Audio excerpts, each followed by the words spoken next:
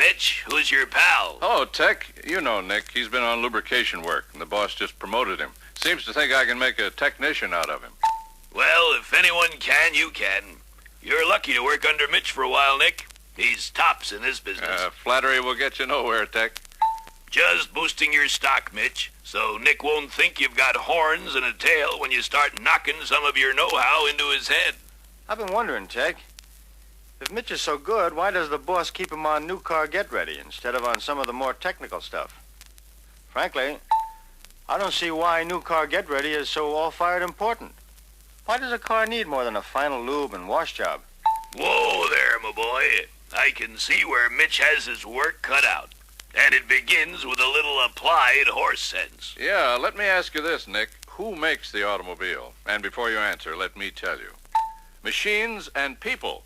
Thousands of people have a hand in the job of making parts, assembling the car, adjusting it, shipping, driving, and all the other things that happen to it before it reaches our dealership. And when you have people involved in anything as complicated as an automobile, you're bound to find some little thing overlooked or out of adjustment. Everyone can't do a 100% job all the time. So, we can't take chances on a car we're about to deliver. Our customer depends on us to deliver a product as near perfect as possible. And he has a right to expect the best from us. Around here, we consider a new car get-ready as our opportunity to get each customer off to a good start with his new car. That keeps him satisfied and more inclined to buy his next car from us besides. Nice going, Mitch. Nick surely can understand that. There's another thought you want to mention, though. Yeah, I know. There are 3 basic reasons why good new car delivery is a must. First, the product has a reputation for quality, which we must help maintain. Second, we are known for doing good service work, so our own reputation is on the line. Third, the customer pays for pre-delivery service. Its cost is in the new car price. Whenever you take a guy's money, you'd better give him full value, or you might turn up missing around here someday. Gee, I never realized new car get-ready had that much to it. Makes sense, though, when you think of all the dough a guy puts into a car these days. Well, where do we start? I've got this new Plymouth started, Nick. It's promised for delivery tomorrow morning. You can help me finish it up. Okay, Mitch. What's been done so far? Well, according to this new car preparation guide, the car has been washed and lubricated. Washed? Already? Well, shouldn't that be one of the last things to do? It's apt to get dirty while we work on it. It might, but if we didn't wash off the dust and dirt accumulated during shipment and storage, we'd grind it into the paint. Even if we have to wash it again, we won't have to polish out or retouch tiny scratches in the paint. This car's been lubricated, too, eh, Mitch? Yep, but I'll bet Nick can tell us what he's been doing on a new car lubrication. Oh, sure. Besides lubricating all the fittings, I always check engine oil level, power steering fluid, brake master cylinder fluid level, steering gear lubricant on standard jobs, coolant level, antifreeze, battery level, and the transmission and rear axle. Incidentally, the automatic transmission dipstick in this car has new marks. Full and add 1 pint. Something new, huh? Yep. Starts with 59 models, Nick. Well, with the wash job, lubrication, and fluid level checks out of the way, we're ready to start work. There are 4 main divisions of new car get-ready service. First, there are safety items. The tightening and adjusting operations on front end, brakes, and so on. Maybe everything is tight and properly adjusted, but we can't take chances. So we'll check everything related to safety. Next, we check things that protect the investment. We, as well as the owner, have an investment in this car. If something fails for lack of attention, somebody pays. Checking lubricant levels and antifreeze helps to protect the investment. Third, there are things that affect performance. Now, we know better than the owner how well the car should perform. So let's see that all controls operate properly, from simple items like lights to more complicated units like the automatic transmission. Finally, there are appearance items to check.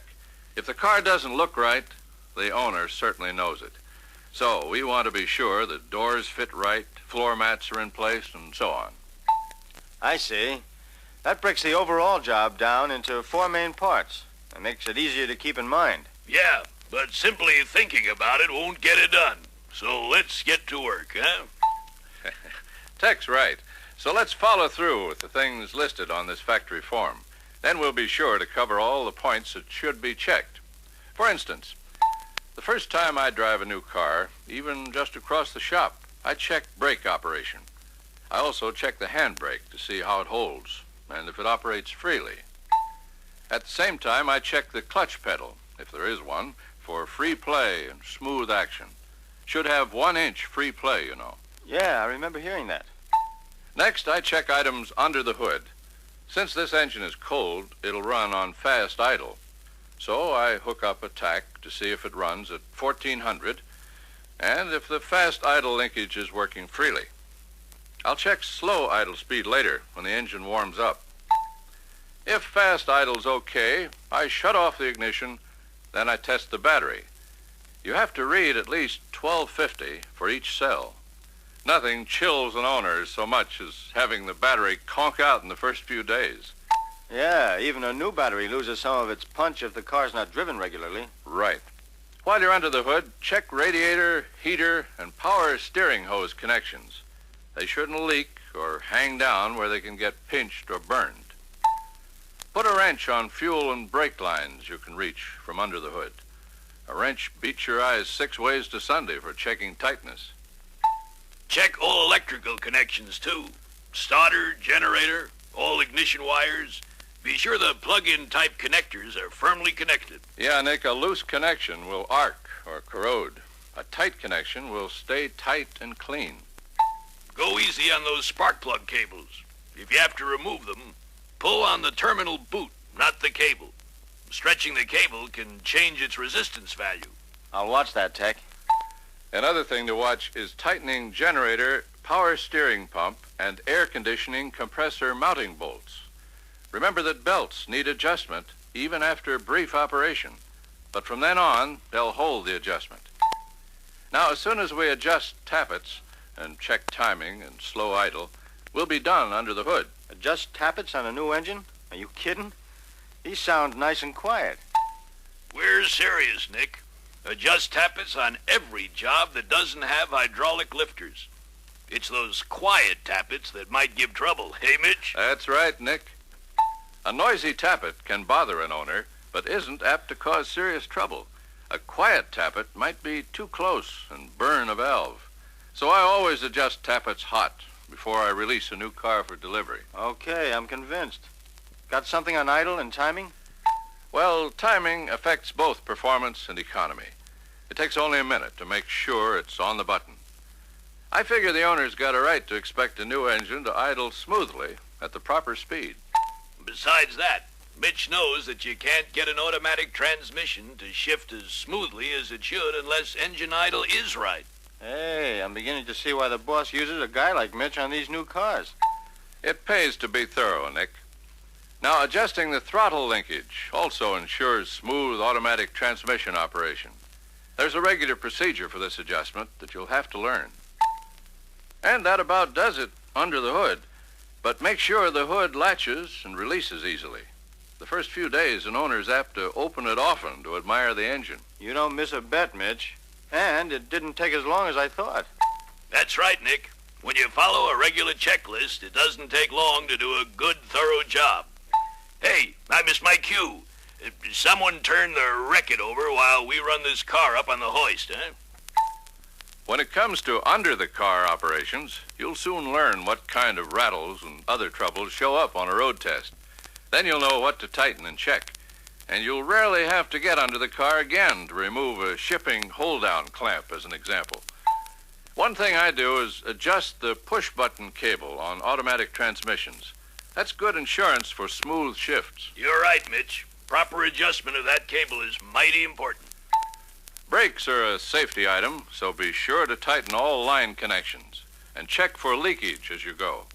When you adjust the brakes, be sure the final movement of the adjusting cam is toward the shoe. And don't try for a high pedal. Good point, Mitch. Your final check should be that each wheel turns freely without any drag. That parking brake shouldn't drag either. Okay, I've got the idea. Fine. Now, Tighten body mounting bolts according to specifications for the car you're getting ready. The body must be snugged down properly before you check door fit and operation later on. Body mounts can shift or take a set in transit. Will you catch those bumper brackets? Sure, Mitch. How fussy can you get? Well, a slightly loose bumper can make the darndest noise. It's easier to put a wrench on them now than find out which one made a racket during the road test. Muffler and tailpipe bracket should be tightened also. And make sure that tailpipe is clear so it won't rub or rattle on rough roads. Right. And be sure to tighten rear spring U-bolts to 70 foot-pounds. A loose U-bolt can cause brake howl, erratic brake action, and even spring breakage. I never knew that, but you're probably right. You can bet on it, Nick. It wouldn't be on the list if it didn't save do-over dollars and build customer goodwill to boot. That's for sure, Tech. Now let's get back to safety. Tighten all steering gear attaching nuts. Inspect tie rod and drag link ball joints. And tighten those lateral strut to lower control arm mountings. Those struts take most of the front wheel braking force. If they're loose, you can expect brake trouble. 65 foot-pounds on those strut to control arm bolts and 30 to 35 foot-pounds on that front strut nut. Proper adjustment of the front wheel bearings is important to safety. What's more, a loose or dry wheel bearing can cause brake pull and brake noise. With that new wheel spindle lock nut, it's a cinch to adjust wheel bearings with a torque wrench so they're right on the nose. How about wheel studs and wheel covers? I know tire pressures are right because I checked them on the lube rack. You're beginning to sound like a new car serviceman, Nick. Let Mitch tell you about swapping wheels. Oh, Mitch warned me to be mighty careful when somebody suggests swapping wheels and tires from one model to another. The bolt circles may match, but the wheel may not fit right on the drum. That can lead to a real brake headache. You've got the right dope, Nick. Suppose you bring this car down on its wheels so we can get on with the rest of the inspection. Front suspension level is very important to brake operation, as well as to handling. While it's checked at the factory, changes can take place after the full car weight has jounced springs and control arms during transit. Another thing, always check toe-in and make sure the steering wheel is centered in straight-ahead position. Improper toe-in affects handling and causes rapid tire wear. Now, here's a new item on the list. Headlight aiming. Check it on every new car and use a mechanical headlight aimer. State laws are strict about headlights. We don't want any of our new owners getting traffic tickets. That's true, Nick. Keep owners out of trouble and they won't trouble you. Now, this job is pretty much whittled down to just odds and ends. Suppose you check the jack and spare tire and stow them so they won't rattle. Jack's all stowed and spare tires tight. Suppose I put these floor mats down. Say, why didn't you have the boys on the wash rack do it? Two good reasons, Nick. First, they stay cleaner in the trunk. Second, if the body leaks when the car's washed, I want the water to run onto the floor where I can see it, not under a floor mat. Helps me spot leak locations. Mighty good reasons, Mitch, both of them. Now, what do we tackle after the mats? Doors and windows, Nick. Things the owner sees and uses every day. Check the opening and closing of every door and the deck lid. Make sure the keys fit and work easily in the locks. Test the operation of all door glass and the vent windows and latches. All of these showcase items are important. And remember, when doors and windows pass the wash test, you can be reasonably sure you're delivering a tight car. But the time to correct leaks, if you have any, is when you're checking door and glass operation. On the inside, check everything the owner's apt to use the first time he drives the car. And he will try every gadget he can reach. Rear view mirror, sun visors, control knobs and levers, ashtray, glove box, seat adjuster. Don't forget the owner's manual and owner's service policy, completely filled out. Then you can install the license plates and fill the tank with gas. Right, Tech. Good reminder. Now I think we're all set to give this car a shakedown test out on the road. Well, this ride should be a pleasure. I can't see how we missed a thing. I hope we haven't, Nick, but I've got a route worked out that tests just about everything, and you never can tell what might show up under actual operating conditions. What does your road test cover, Mitch? Handling, ride, brakes, overall performance, feel and sound on bumps, operation of accessories, and all the instruments and gauges. On this series of right and left turns, I check handling, wheel return, directional signals. I also make sure the horn blows with the steering wheel in all positions. Let's see how the transmission's doing. Check kickdown to low at 25 miles an hour.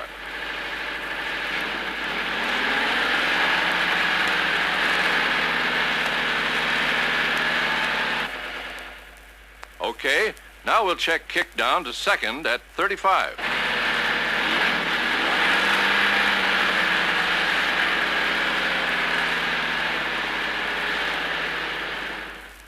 Good.